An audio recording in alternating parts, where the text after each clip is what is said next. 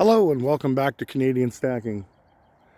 Today I'm coming to talk to you about, constitutional silver. I had a little discussion on it a couple days ago, and I figured I'd talk a little bit more on it. The first thing that stackers should really do is some due diligence and, try to figure out what they should be doing for themselves. What is the right thing for me? Like, you should always look up your own stuff and do your own research. And I'm not a financial advisor. I'm going to begin with that. And this is just one man's thoughts on a topic. And today it's about constitutional silver. As a stacker prepper, the first thing that any stacker prepper should do, for myself, okay, this is once again not advice, just free information. You should stack the constitutional silver of the country you live in.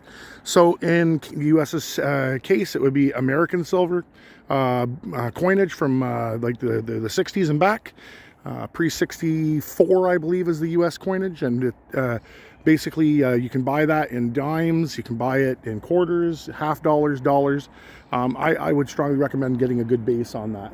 Now, what's a good base? Well, to me, a good base of constitutional silver to have before you start stacking anything else would be probably 35 ounces.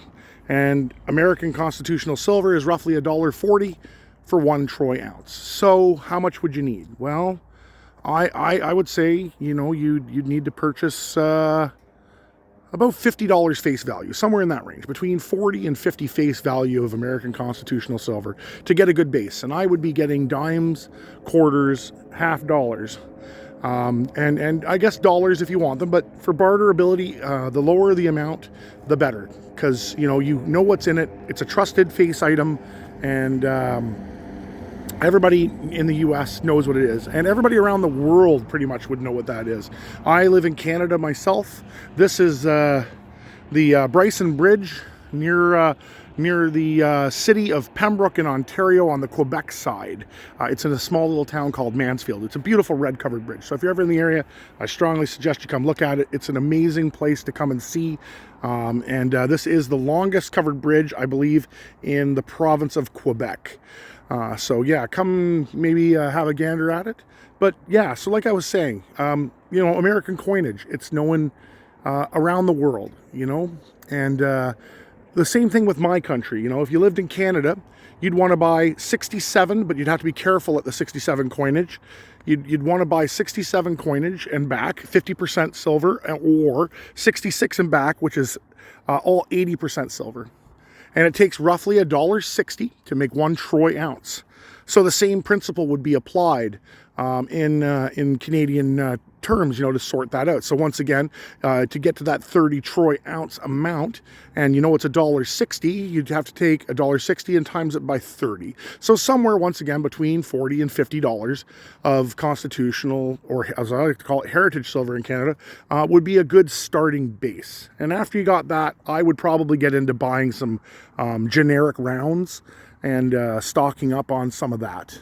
And then, if you hit the, let's say the 100 ounce mark at that point with your generic, 30 ounces of your heritage or constitutional silver, and then another 70 in plain generic rounds, I would then try and get myself a couple of tubes of the silver in the country in which I live in.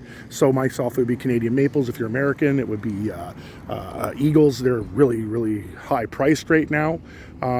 But it's something to look into because it's recognizable in your country. Now, here in Canada, constitutional silver or heritage silver has been semi-hard to find, similar to in the U.S. I did pop across the gentleman in Canada here by Ottawa who's selling, I believe he said, 600 face dollars of heritage silver, 80% Canadian silver, at 24x spot, 24x face. So, and that's Canadian. So it'd be $24 per Canadian dollar. He has it in half dollars and dollars right now. I am going to post a link in the description to him. He is a bullion dealer. He has a Sigma verifier. So if you're in the Ottawa area, I will post his information and you'll be able to pick up in Ottawa. And you can get yourself some nice heritage silver from them. And as I said, it's at 24X.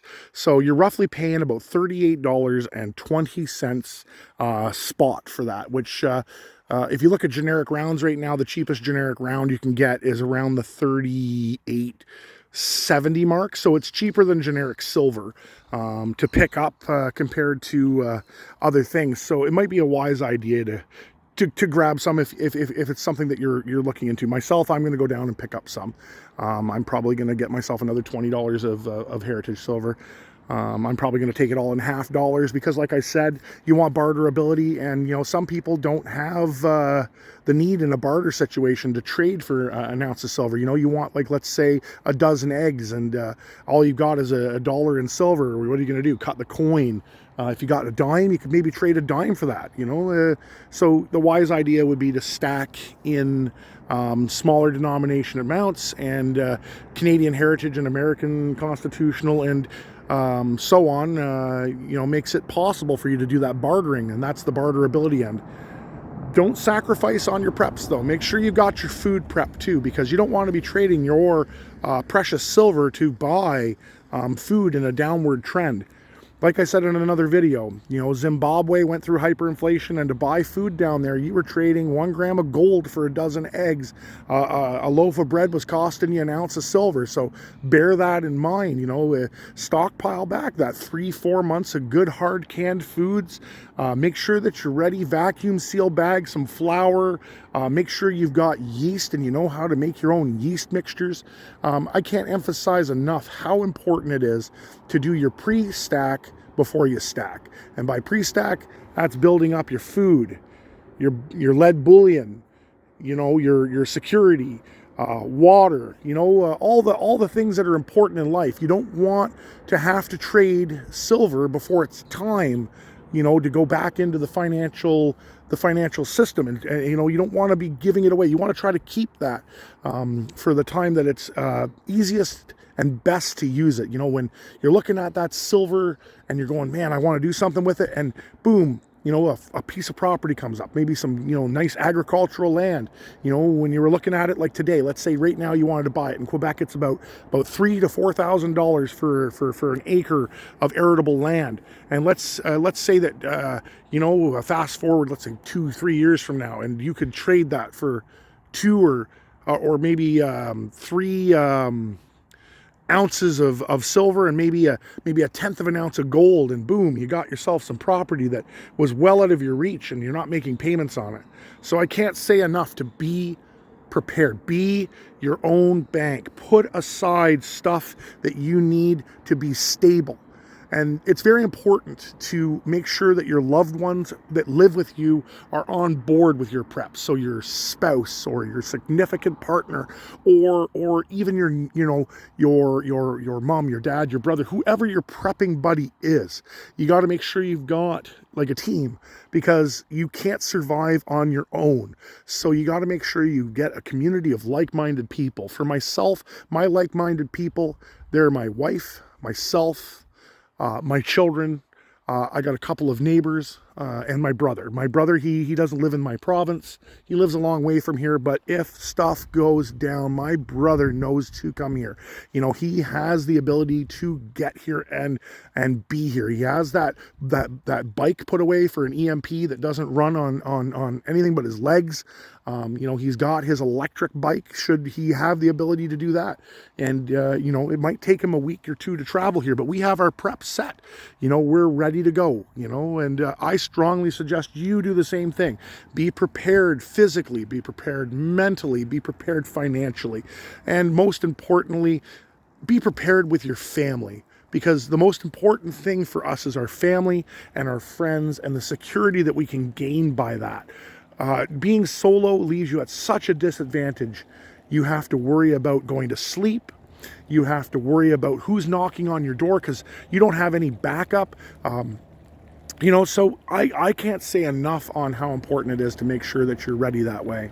So once again, I'm going to leave in the description the information for the person who's selling the Heritage Silver at $24 face value. He has a Sigma verifier and is more than happy, if you're in the Ottawa area, to verify it in front of you. My suggestion to you would be, if you're a stacker and you have something, bring a 1 ounce coin that's $9.95 fine. Have him check it on his verifier and make sure you use your own coin and not his coin, because you want to make sure that you know his machine is good. So that's why I always, when I go to my dealer or anyone, I bring 1 coin of gold and 1 coin of silver to check the verifier with a known good piece of metal. So there's another piece of advice for you today. So once again, thank you for watching. Keep stacking, and until next time, Canadian Stacker. All right, have a good day.